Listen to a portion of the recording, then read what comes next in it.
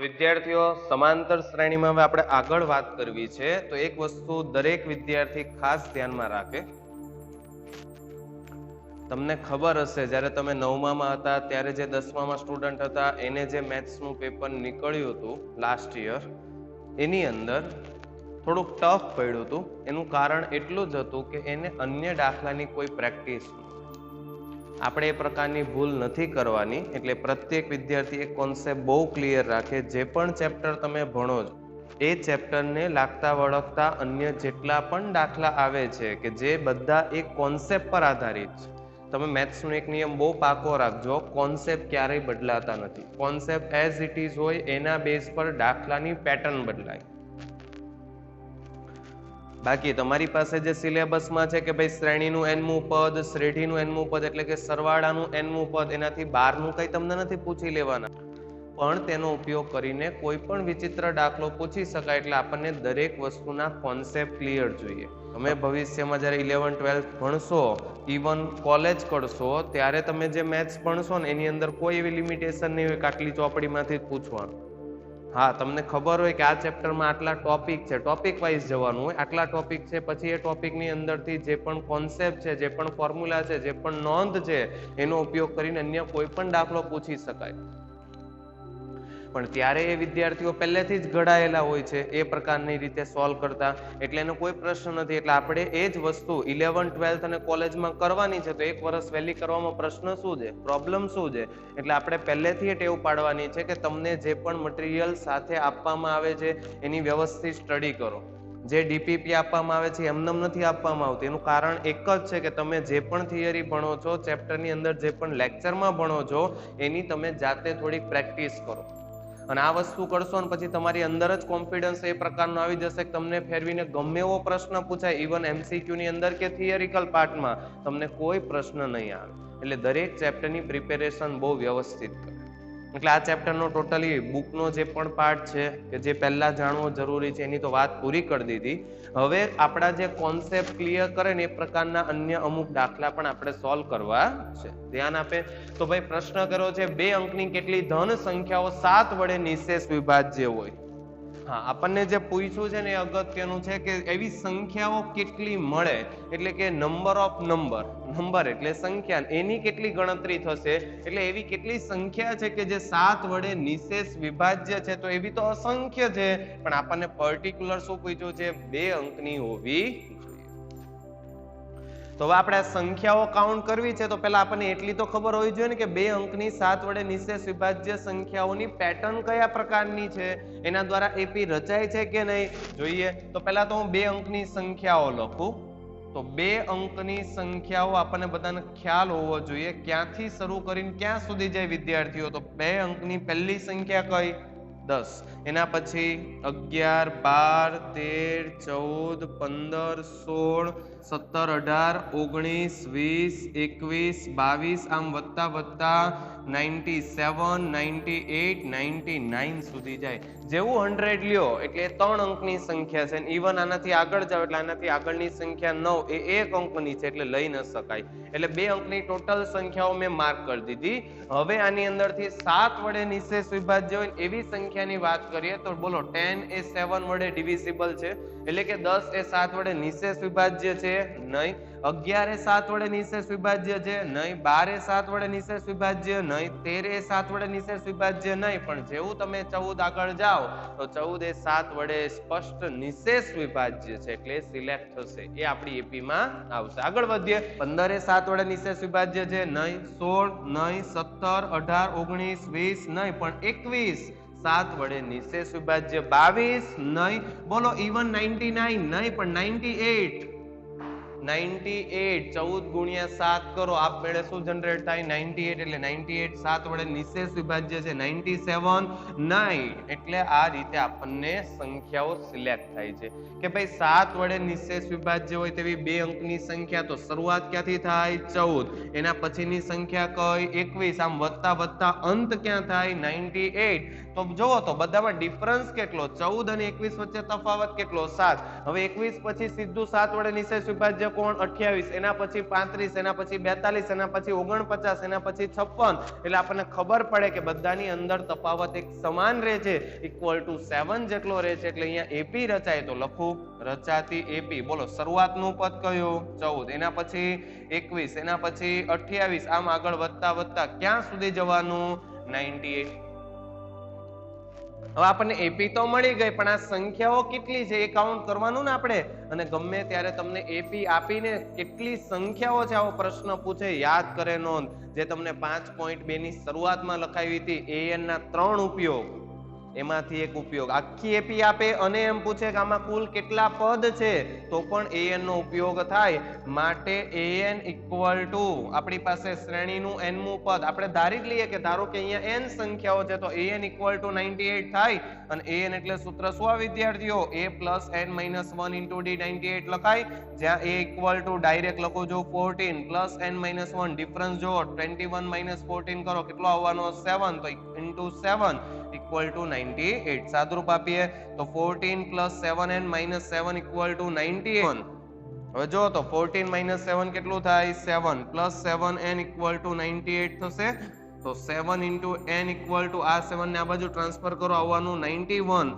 તો n equal to 91 upon 7 કરો તો 13 7 91 થાય. તો અહીંયા આવવાનું 30. ખબર પડી ગઈ. બે અંકની કેટલી સંખ્યાઓ, જ્યાં કેટલી કેટલું દેખાય આપણે ધારવાનું જોઈએ. ધારો કે n સંખ્યાઓ છે તો n બરાબર શું આવી ગયું 13 લખી નાખવાનું. માટે બે અંકની 7 વડે નિશેષ વિભાજ્ય હોય તેવી કુલ સંખ્યાઓ આપણને કેટલી મળવાની ઇક્વલ ટુ 13. આગળ વધીએ તો એના પછીના પ્રશ્નમાં ધ્યાન આપે. એના પછીના પ્રશ્નમાં શું કીધું છે, કોઈ એક સમાંતર શ્રેણીમાં પાંચમા પદના પર્ટિક્યુલર શ્રેણીનું પાંચમું પદ એના 5 ગણા, 2 ગણું હોય તો 2 વડે ગુણાકાર થાય, 3 ગણું હોય તો 3 વડે ગુણાકાર થાય. તો 5 ગણું છે એટલે આપમેળે શું થવાનું, આનું જે પાંચમું પદ છે એનો 5 સાથે ગુણાકાર અને 8મા પદનો 8 ગણા. અને સાથે શું કીધું છે, 8મા પદના 8 ગણા. એટલે કે 8મા પદનો કોની સાથે ગુણાકાર કરશું 8. આ બંને કેવા છે સમાન. એટલે સાંકેતિક ભાષાનો ઉપયોગ કરું તો જે એપી છે એના 5મા પદ એટલે a પાઈ ના 5 ગણા એટલે ઇન્ટુ પાઈ, એ તેના 8મા પદ એટલે a8 ના 8 ગણા ઇન્ટુ 8 સમાન છે. આવું કીધું છે. 5મા પદનું 5 ગણું કરો ને 8મા પદનું 8 ગણું કરો, બંને સમાન છે. એટલે શું થાય, પાઈ into a pi equal to 8 into 8. આ લખતા આવડતું હોવું જોઈએ. હવે આના બેઝ પર આપણને શું પૂછ્યું છે, શ્રેણીનું 13મું પદ. તો આપણને પહેલેથી ખબર હોવી જોઈએ રફ કામ. 13મું પદ એટલે a13 લખાય. તો a13 એટલે સૂત્ર સ્વરૂપે શું થાય, a plus 13 minus 1 into d. એટલે આપણે ઇનડાયરેક્ટલી આ વેલ્યુ મેળવવાની છે. હવે જો તો વિદ્યાર્થીઓ આમ જતા તો એવું દેખાય કે આમાં બે અજ્ઞાત છે a અને d. હવે નિયમ એવું કહે છે કે બે અજ્ઞાત ઉકેલવા હોય ને તો બે સમીકરણ જોઈએ. આ લોકોએ ગદ્દારી કરી, એક જ સમીકરણ આપ્યું. તો એનો મીનિંગ કંઈક એવો તો નથી ને કે આ સમીકરણ માંથી 13મું પદ જનરેટ થાય છે. જો એવું નહીં થતું હોત ને તો તે લોકોને કમ્પલસરી બે સમીકરણ આપવા પડે, લોપની રીતે આપણે સોલ્વ કરવું પડે, a અને d લાવવા જ પડે શ્યોર. આવા ઘણા દાખલા આપણે સ્વાધ્યાયમાં જોઈ ગયા. પણ અહીંયા બે અજ્ઞાત છે છતાં એક જ સમીકરણ છે. એનો સ્પષ્ટ મીનિંગ એવો થાય છે આમાંથી જ આ પદ જનરેટ થતું હોવું જોઈએ એટલે ખબર પડશે. તો phi as it is, a phi નું સૂત્ર લખાવો, a plus phi minus 1 into d equal to 8 as it is into a8 એટલે a plus 8 minus 1 into d. થોડુંક સાદુરૂપ આપીએ તો 5 into a plus 5 minus 1 એટલે 4 into d થાય. અહીંયા થવાનું 8 into a plus 7 into d. 5 વડે મલ્ટીપ્લિકેશન જ કરી નાખો તો pi into a એટલે pi a, pi into 4 20 into d equal to 8a, 8 into 7 56 into d. થોડુંક સાદુરૂપ આપીએ, a વાળા પદને રાઈટ હેન્ડ સાઈડ લઈ જાઓ તો પ્લસ pi આ બાજુ જાય એટલે માઇનસ pi a, તો 8a minus pi a 3a થાય. અને આ 20d ને આ બાજુ ટ્રાન્સફર કરો તો પ્લસ છે તો માઇનસ, તો 56 minus 20 કરો 36 થાય, તો પ્લસ 36 into d. અહીંયા કઈ વધ્યું નહીં એટલે શું આવે 0. જો તો આમાંથી 3 કોમન રાખો તો જેવો તમે 3 કોમન રાખો એટલે આન્સર આવવાનો a plus 12 into d equal to 0 થાય. હવે તમે આનો 3 વડે ભાગાકાર કરો જેવો તમે 3 વડે ભાગાકાર કરો એટલે LHS માં આવવાનું a + 12 * d અને 0 upon any નંબર આન્સર શું આવવાનો 0. તો આપણને એક વેલ્યુ મળી. જ્યાં પણ a + 12d દેખાય ને તો આપણે શું લખી શકીએ 0. ખબર પડે કઈ રીતે આ કોન્સેપ્ટ બિલ્ડઅપ કરે છે. આની અંદર a અને d સોલ્વ જ નથી કરવાના, સીધો જવાબ જ આવ્યો કે a + 12d દેખાય તો શું લખાય 0. મૂકી દો અહીંયા તો ખબર પડી ગઈ. માટે શ્રેણીનું 13મું પદ આન્સર સીધો જ શું આવવાનો 0. તમારે a અને d લાવવા જ નહીં પડે, કારણ કે આના સાદુરૂપથી જ શું આવે છે a + 12d, જે ખરેખર કોનું સૂત્ર છે 13મા પદનું. આન્સર કેટલો આવવાનો = 0. આગળ વધીએ.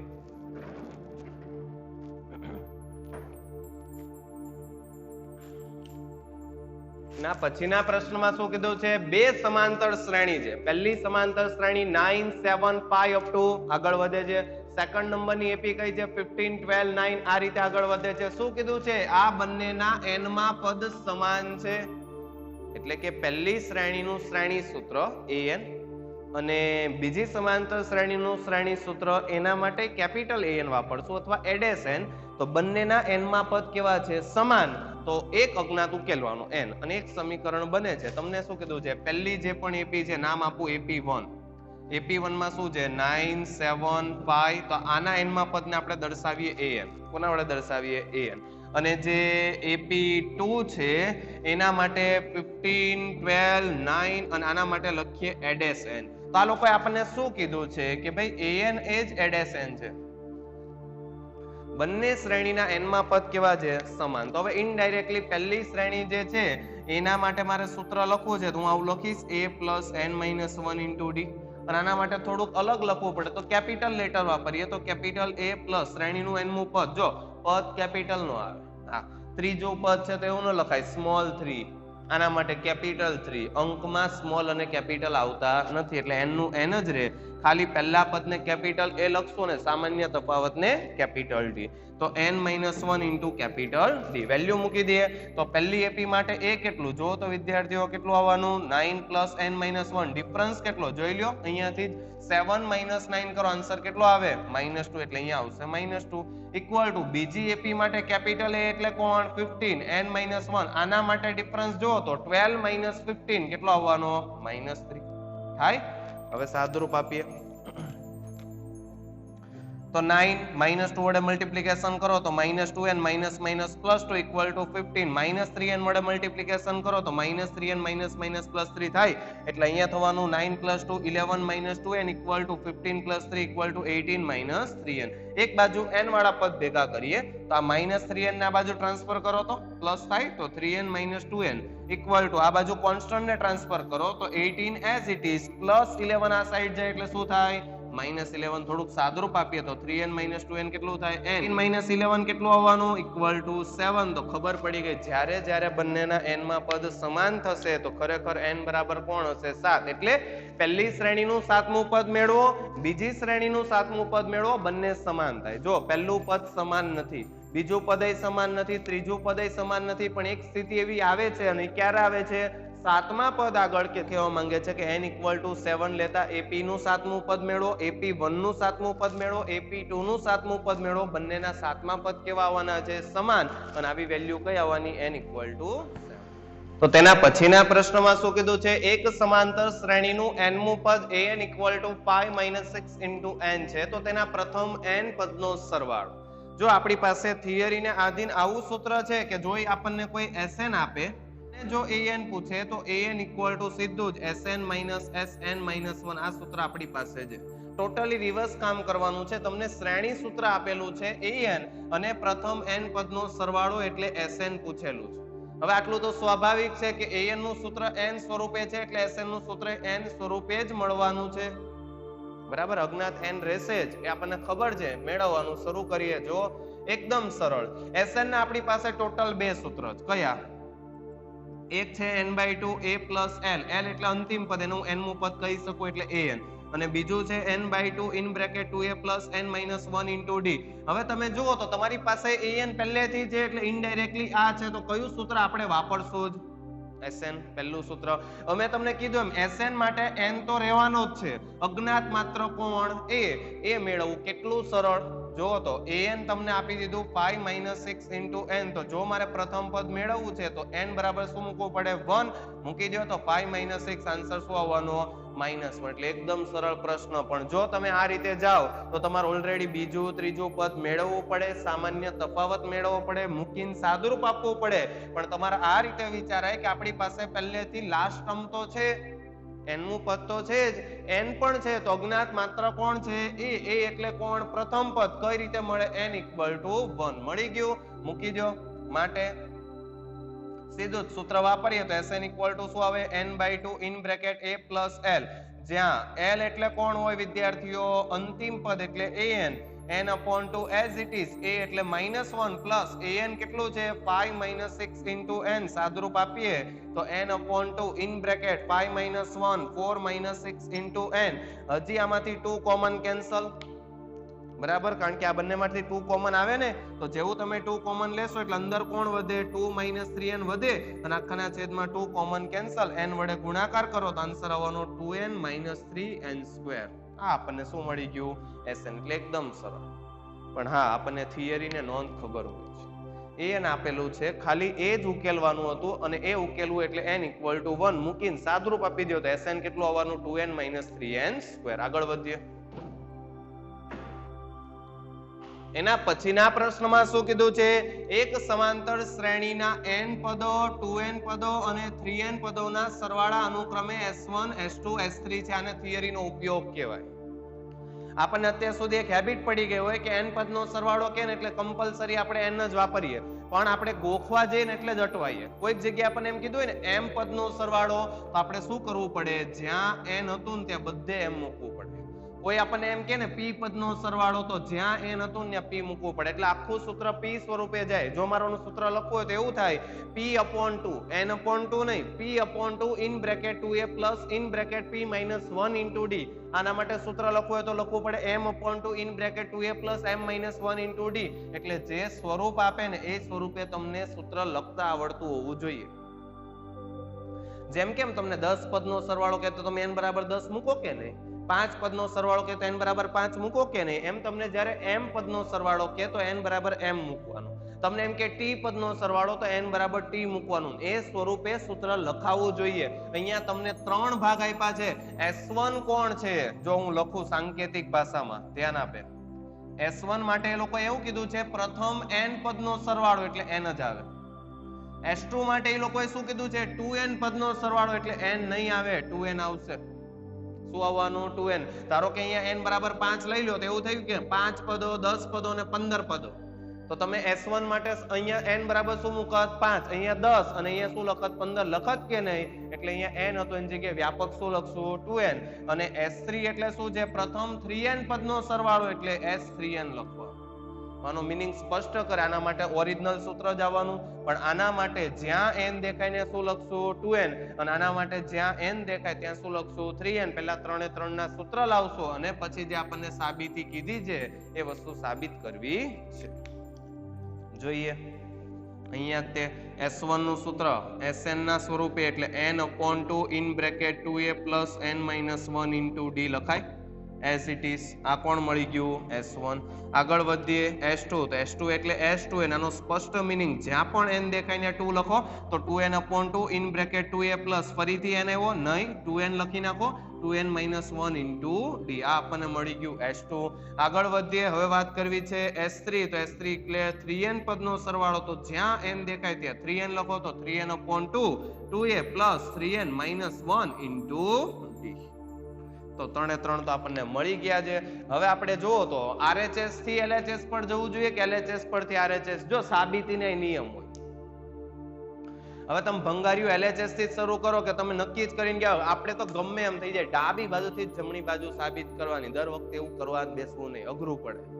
હવે આ સૂત્ર લખો અને એની મદદથી આ ક્યારે લાવી શકશો? એ જોવાનું. સાબિતી માટે પહેલા એ પ્રાધાન્ય આપવાનું કે ક્યાંથી સાદુરૂપ વધારે આપી શકાય એમ છે, LHS પરથી કે RHS પરથી. અહીંયા બાદબાકી છે તો ત્યાં આપણે સાદુરૂપ કંઈક આપી શકીએ. અહીંયા તો એક જ પદ આવવાનું છે, હું સાદુરૂપ આપી દેવાના. એટલે આપણે કઈ રીતે સાબિતી આપશું? RHS થી શરૂ કરીને LHS લાવવાની છે. જો તો આપણી પાસે RHS તરીકે શું આપેલું છે 3 in bracket S2 minus S1.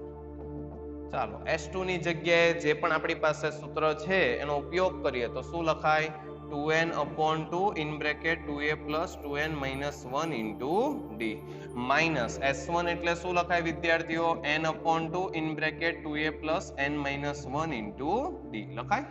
હવે આ બંનેમાંથી એક નજરે જ જોતા તમને પહેલા કોમન આ દેખાશે અને કેમ આને જ કોમન રાખશું કારણ કે ખબર હોય છે આપણે શું લાવવું છે S3 ને S3 ના સૂત્ર સામે જોઈ જ રાખવાનું. S3 ના સૂત્રમાં 12 કોની જરૂર છે 3n/2 એટલે પહેલેથી જ સેટ કરી દેશું. બંનેમાંથી કોમન કોણ n/2 બહાર ખેંચી દો તો 3n/2 તો થઈ ગયું, અડધું કામ પૂરું થઈ ગયું. તો અહીંયા કોણ વધે 2 * 2a + 2n - 1 * d અને અહીંયાથી કોણ વધવાનું 2a + n - 1 * d. હવે નોર્મલ સાદુરૂપ આપી દઈએ.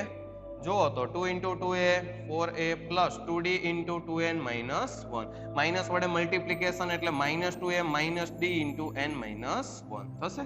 હવે a વાળા પદ સાથે રાખો, d વાળા પદ સાથે રાખો તો 3n/2 એઝ ઇટ ઇઝ. જો તો 4a - 2a થાય અને +d કોમન લઈ લઉં કારણ કે આના સૂત્રમાં અહીંયા d તો છે જ ને. એક વખત કોણ હતું 2a અને એક વખત કોણ છે d તો d કોમન રાખીએ તો અહીંયાથી 2 નો ગુણાકાર આની સાથે થાય તો 2 * 2n 4n 2 * -1 -2 એટલે આ તો આનો વહીવટ થયો. આમાંથી તમે d કોમન લીધું એટલે આ બ્રેકેટનો કોની વડે મલ્ટીપ્લિકેશન થવાનું માઇનસ એટલે જેવું માઇનસ વડે મલ્ટીપ્લિકેશન કરો એટલે -n -+1 આ રીતે થશે.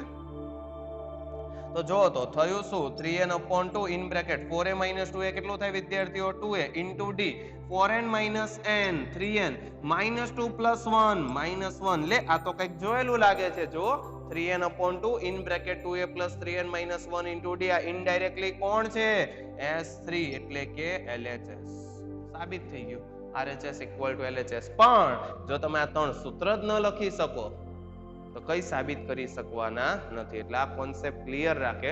તમને અહીંયા એમ કીધું હોત 8 પદ 16 પદ 24 પદ તો તમે આપમેળે અહીંયા n ની જગ્યાએ 8 16 24 લખત કે નહીં. એ જ રીતે 2n પદ કે તો n ની જગ્યાએ 2n જ લખાવવું જોઈએ. 3n પદનો સરવાળો કે તો n ની જગ્યાએ 3n જ લખાવવું જોઈએ.